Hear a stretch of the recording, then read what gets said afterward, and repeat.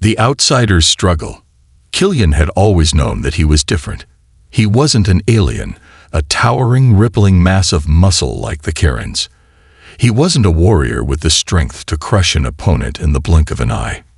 He was human, small, comparatively frail, and undeniably out of place. In the village of Hyria, tucked deep within the jagged peaks of the Andromeda Mountains, Killian's existence was a constant reminder that sometimes survival came down to something more than physical prowess. It was about resilience. It was about finding a way to thrive even in the face of overwhelming odds. The Karens, a race of fierce warriors with muscular frames and glowing eyes, were proud of their strength. The village of Hyria was built on a foundation of physical dominance and the belief that strength equated to worth. For them, combat was a way of life. They raised their children in the art of war, training from an early age to fight, to dominate, and to claim victory. It was a warrior's paradise, a place where the strong thrived and the weak were either ignored or ridiculed. Killian, however, was a blacksmith. His calloused hands, though skilled, couldn't break the laws of biology. He couldn't match the Karens in size, speed, or strength, and because of that, he was looked down upon. He'd been exiled from Earth years ago, after his home was ravaged by war, and as the only human among the Karens, he had always struggled to find his place.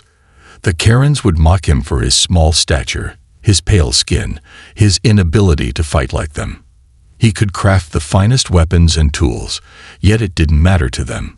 They saw him as nothing more than a curiosity, useful, but ultimately expendable. Walking through the village, his head held high despite the insults, Killian caught the usual sneers from the Karens. Their eyes gleamed with contempt as they saw him pass by, and their whispers carried through the air like daggers. "Look at that puny human," one of them sneered, his deep voice a mocking growl. "He can't even lift to carry an infant." The laughter that followed stung like 1,000 needles. Killian knew it was useless to respond, so he simply kept walking, pretending their words didn't pierce through his resolve.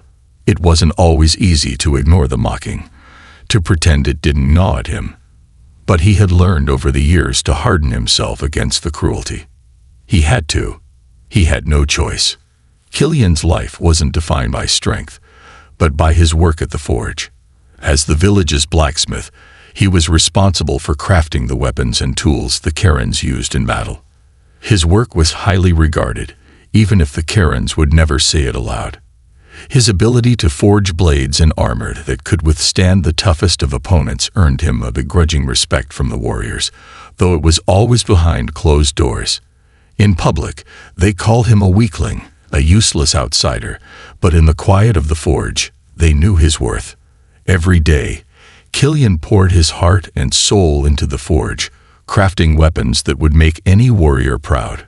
The heat of the furnace, the rhythmic hammering of the metal, the satisfying clang of iron meeting iron. These were the things that kept him going. It was the only place where he felt truly at peace, surrounded by the sound of his own work and the silence of his thoughts. But no matter how hard he worked, no matter how perfect the weapons he forged, Killian knew the truth. He would never be truly accepted by the Karens. He was an outsider in a world that valued only strength, and his place in their society was a fleeting one. The hardest part of it all was knowing that he had no place to go. He had been exiled from Earth long ago, and the village of Hyria was all he had left. He was a craftsman, a blacksmith, but he was never going to be a warrior. One afternoon, as the sun dipped below the mountains, casting a warm orange glow over the village, Killian toiled away in his workshop, hammering a piece of glowing metal into the shape of a sword. His body ached from the long hours of work, but he didn't stop. This was his calling. He didn't need to be a warrior. He just needed to create. As he worked, the sound of heavy footsteps outside his shop echoed through the quiet air. He glanced up, expecting to see one of the Carian elders stopping by for a weapon repair or a new tool, but the figure that entered the shop was far more familiar and far more intimidating. Cole, the village chief's son, entered the shop with a cocky grin plastered on his face. He was massive, his body a wall of muscle and strength, and his yellow eyes gleamed with contempt as he surveyed the room. Behind him, a few of his friends shuffled in, their eyes full of mockery and amusement. Cole's presence was a reminder of everything Killian wasn't. Well, Cole sneered, his voice dripping with malice. If it isn't the weakling human, playing with his little toys.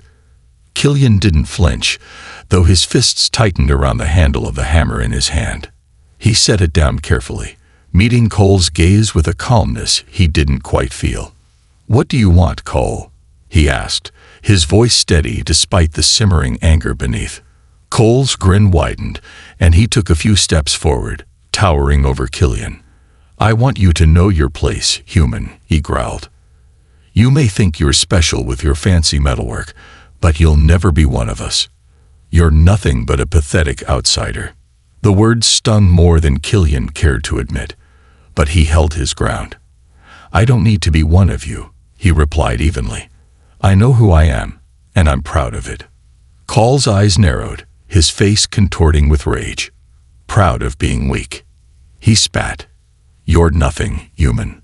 Before Killian could respond, Cole lunged, his massive fist connecting with the side of Killian's face. The force sent Killian stumbling backward, tasting blood on his lips. He barely had time to recover before Cole's crony stepped forward, ready to join in the fight. Killian braced himself, but his body was no match for the brute strength of the Karens. They were going to tear him apart, he knew it. But just as Cole raised his fist for another blow, a deep, commanding voice rang out, stopping him dead in his tracks. Enough. It was Grognak, the village chief, his voice filled with authority and fury. Cole froze as his father, the towering chief of the Karens, stepped into the workshop. His massive arms were crossed over his chest, and his eyes burned with a mix of anger and disappointment. "What is the meaning of this?" Grognak demanded, his gaze sharp as he turned toward his son. Cole shrank back, suddenly quiet. "I was just teaching the human a lesson, father," he mumbled, avoiding his father's gaze. Grognak's eyes flashed with anger. "You will not lay a hand on Killian again," he commanded, his voice thunderous. "He may be human, but he is a valuable member of this village. His skill and work are unmatched, and we need him." Cole's face flushed with humiliation, but he bowed his head in shame. "Yes, father," he muttered, before slinking out of the workshop, his friends following behind. Grognak turned to Killian, his expression softening. "Are you all right, my friend?" he asked, placing a massive hand on Killian's shoulder. Killian nodded, wiping away the blood from his split lip. "I'm fine, Chief," he replied. "Thank you for intervening." Grognak sighed heavily. "I apologize for my son's behavior," he said gravely. "He has much to learn about respect and honor. You, Killian, are a brave and skilled man. Never forget that." With those words, Grognak left, leaving Killian alone in his workshop. But the words hung in the air, offering Killian a small sense of reassurance. He was an outsider, yes, but perhaps, just perhaps, he wasn't as invisible as he had once thought. A growing storm. Killian had never been one to dwell on victories, but as the Karens retreated, their taunts fading into the distance, he found himself standing in the silence of the forge, his hand still shaking slightly. The exchange with Cole and his cronies had left him more shaken than he cared to admit. The sting of the insult, the blow to his pride, it had all been a lot to process. Grognak's intervention had been a rare moment of grace in a life that often seemed marked by ridicule. The village chief had always been a figure of strength, a symbol of order, and his support, though brief, had given Killian a small respite. But the harsh truth remained. Killian was still an outsider in a village that only valued power and strength. No matter how much he proved his worth through his skill as a blacksmith, no matter how many of their finest warriors carried his creations into battle, he would always be seen as the human among them, the weak one. Sighing, Killian turned back to his forge. The rhythmic sound of hammer meeting metal was the one thing that calmed his mind. As he worked, he tried to focus on the task at hand, molding the glowing metal into another blade. The heat from the forge helped to center his thoughts, bringing him back to the one thing that made him feel truly alive: creating. His hands moved with practiced ease, the familiar weight of the hammer comforting against his grip. Yet, as he struck the metal, the weight of what had just happened in the square settled back into his mind. Cole's words echoed in his thoughts, the venom in his voice clear and sharp.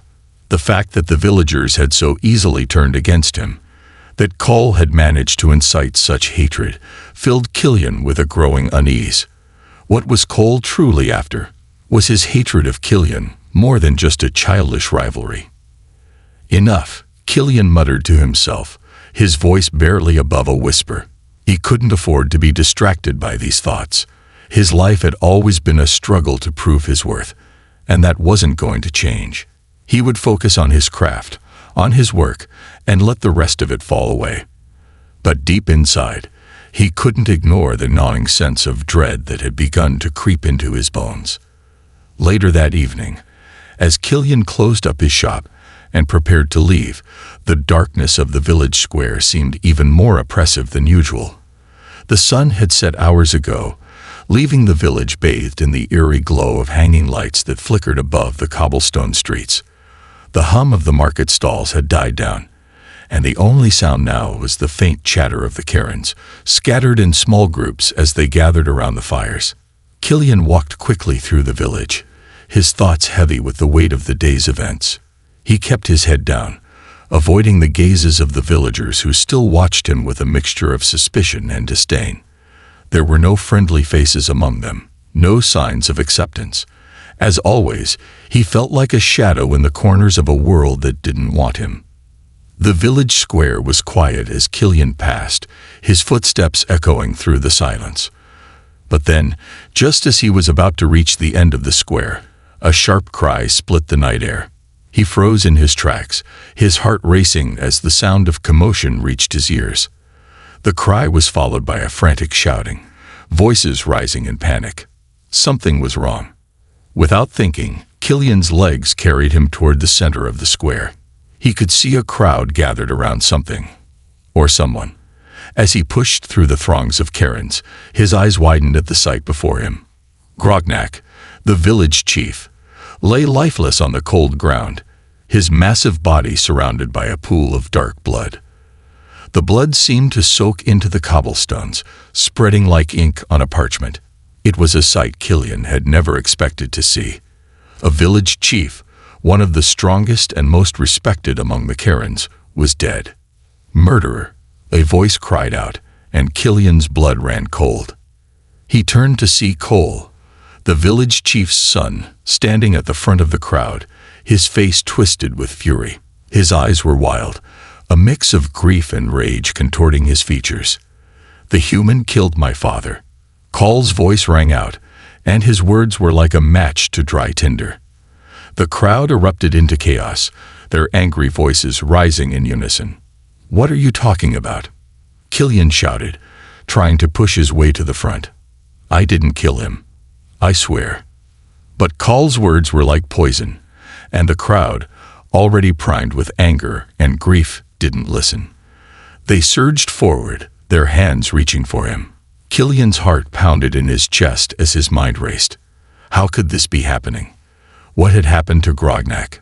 Why had he been killed? And why was Cole framing him for it? Before Killian could react, strong hands grabbed him from behind, pulling him roughly toward the center of the square. He struggled against them, his breath coming in short gasps as he tried to break free. But the Karens were too strong. Their grip tightened, their fingers bruising his flesh as they dragged him through the crowd. "Stop!" Killian shouted, his voice hoarse. "I didn't do it. Please, listen to me." But the crowd only grew louder, their voices filled with anger and accusation. The Karens' faces were twisted with grief and hatred, and Killian saw nothing but fury in their eyes. There was no room for reason, no room for justice. All that mattered was their belief that he was guilty. "They're going to kill me." Killian thought in a daze as the Karens dragged him closer to the center of the square, where a large bonfire burned. His legs were numb, his body too weak to fight them off. They were dragging him to the place where they would pass their judgment. In their eyes, he was already guilty. His mind raced. He had no defense. He couldn't argue with the crowd, couldn't make them believe the truth. All he had was his word, but that meant nothing now. Cole had already made up his mind, and the villagers followed his lead. There was no escaping it. Then, just as he was about to be thrust into the firelight, something snapped inside him. His body, fueled by a surge of adrenaline, wrenched free from his captors.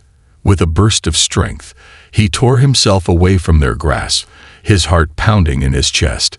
He turned and sprinted toward the edge of the village. Killian. Cole's voice echoed behind him, but Killian didn't stop. His legs burned as he ran, the sound of heavy footsteps following close behind. The mob was still chasing him, but Killian was faster. He dodged through the narrow alleyways, his body fueled by sheer desperation. There was no time to think. He couldn't afford to be caught. The dense forest loomed ahead, and with every step, the village seemed further and further behind him. The cries of the Karens grew fainter, and for the first time in years, Killian felt a surge of hope. He had escaped the mob, but where would he go? What would he do now? As he disappeared into the shadows of the forest, Killian knew that his life had changed forever. He was a fugitive now, a man with no home, no family, and no way of proving his innocence. But one thing was certain: he would never go back to Hyria. The village that had rejected him was no longer his home. It was time for him to find a new path, one where he could fight for himself, and perhaps, one day, uncover the truth behind Grognak's murder. For now, though, all Killian could do was run. The silent pursuit. The moonlight filtered weakly through the thick canopy of the forest as Killian ran, his breath ragged in his chest. His lungs screamed for air, but he didn't dare slow down. Behind him, the sound of heavy footsteps and the roar of angry voices grew distant, but never fully disappeared. The villagers of Hyria were relentless. They had one belief: that Killian was responsible for the death of Grognak, their leader, and no matter how many times he denied it, that belief was all that mattered now. The forest was dense, the trees tall and twisted, their gnarled roots snaking out from the earth. It was unfamiliar terrain, but Killian didn't need to know the path. His legs burned with every stride, but his mind was sharp. He didn't look back. Not yet. He knew that the Karens would be searching for him, scouring the village's edges and beyond. If they didn't find him tonight, they would surely keep hunting until they did. As he ran, his mind was a whirlwind of conflicting thoughts. The image of Grognak's lifeless body was burned into his memory, but that wasn't the only thing that troubled him. It was Cole's face, twisted with rage, calling him a murderer, a killer. His words had been enough to turn the villagers against him, and Killian couldn't shake the suspicion that something deeper was at play here. He had seen the way the Karens treated him with disdain, with barely concealed loathing. But to kill Grognak, that had never been part of the equation. There was no reason, no motive, nothing that explained the tragedy of the village chief's death. But in a world like this, where strength reigned supreme and weakness was despised, what was more dangerous than a human who didn't know his place? He could feel the ache of his muscles, the cold bite of the night air, but his thoughts were clouded with uncertainty. Where was he to go now? What could he do? His once proud life in Hyria had crumbled to dust, and with every passing moment it seemed less likely that he could return. He had been framed, his name smeared with the vilest accusation the villagers could think of. No matter where he went, he would be hunted. A sharp sound cut through his thoughts. Branches snapping underfoot. Killian froze, his hand instinctively reaching for the small blade he kept at his side. His body tensed, every muscle wired to react at a moment's notice. But after a few long moments, the sound faded. He wasn't sure if it had been one of the Karens, or if it was simply the forest playing tricks on his mind. Regardless, the urgency of the situation pressed on. He couldn't afford to be caught. He couldn't afford to stop running. As the forest swallowed him whole, Killian's thoughts shifted. Was there anyone who might believe him? Anyone who would fight for his innocence?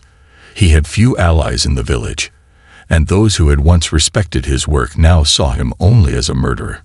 He was on his own, and that was the only truth he could hold on to for certain. Hours passed, and the once clear path through the forest became obscured by tangled undergrowth and thick brambles. Killian's breath came faster now, his vision starting to blur. The adrenaline that had carried him so far was beginning to fade, leaking behind the bone-deep exhaustion of a man pushed to his limits. He knew he needed rest, but he dared not stop. If the Karens were still in pursuit, they would catch him in no time. And what then? He didn't even want to think about it. He had seen how they dealt with those they deemed enemies, and it was never kind. Eventually, the terrain began to level off, and Killian found himself on the edge of a clearing. The moonlight painted the ground in silver, casting long shadows across the sparse underbrush. He paused for a moment, listening. The stillness of the night pressed in on him, and for a moment, it felt as if the world had gone quiet, too quiet. The silence was broken by the distant sound of rushing water. Killian's heart skipped a beat. A river. He had to take his chances. He knew that the forest was a vast labyrinth, and if he could just make it to the river, the flowing water could help mask his scent, making it harder for the Karens to track him. It was his only hope. He pushed forward with renewed urgency, moving toward the sound of the water. The landscape seemed to shift around him, the trees thinning out, and the scent of wet earth and damp foliage filled the air. When the river finally came into view, Killian couldn't help but feel a surge of relief. The river was wide and fast-flowing, cutting through the forest like a jagged scar in the land. He dropped to his knees by the water's edge, his parched throat begging for a drink. The cool rush of the river filled his senses as he cupped his hands and drank deeply, allowing the water to soothe his throat. But he couldn't stop. The Karens could be close, and he couldn't afford to linger too long. Killian rose to his feet and followed the riverbank, trying to keep his pace steady, but the exhaustion in his limbs was taking its toll. His body was weary, but his mind was sharp. He knew he couldn't let himself grow complacent, not with the pursuit still out there. His thoughts flashed back to the village, to Grognak's lifeless body and Call's wild accusations. He had to clear his name. Somehow. As he moved along the river, a shape in the distance caught his eye. A shadow. Killian froze, his heart pounding in his chest. He ducked behind a large boulder, his breath held tight in his chest.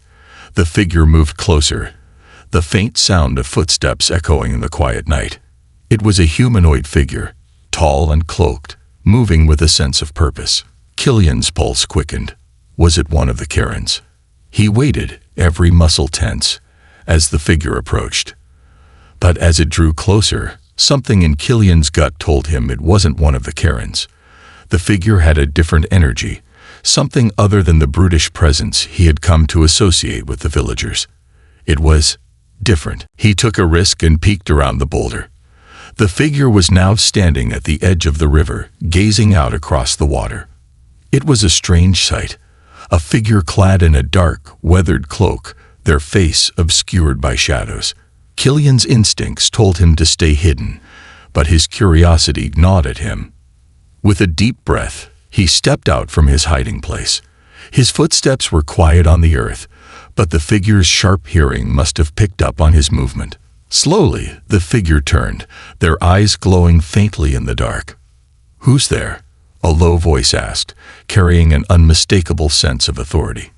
Killian hesitated, his heart racing. I'm no threat," he said, his voice hoarse. "I'm just passing through." The figure studied him for a long moment, their eyes narrowing as they sized him up. For a brief moment, Killian thought he saw a flicker of recognition in those eyes, something that suggested the stranger knew more than they let on. "You are the human," the figure said, their voice oddly calm. The one who is being hunted. Killian's breath caught in his throat. How do you know that? The figure smiled slightly, an enigmatic expression crossing their face. Let's just say I have my reasons. The stranger then stepped forward, their movements smooth and deliberate, before raising a hand to reveal a glint of something hidden beneath the cloak. Armor. Ancient, worn, but clearly functional. An unfamiliar symbol was etched into the chest piece, glowing faintly in the dim light. "Follow me," the figure said. "I can help you." For the first time in hours, Killian felt the weight of his desperation lift just a little. But the road ahead was still uncertain. With every step, he knew that the danger wasn't over. In fact, it was just beginning. The stranger's offer was tempting, but was it a trap or a lifeline? He had no choice but to follow. His future, and perhaps the answers to the mystery surrounding Grognak's death, depended on the decisions he made next.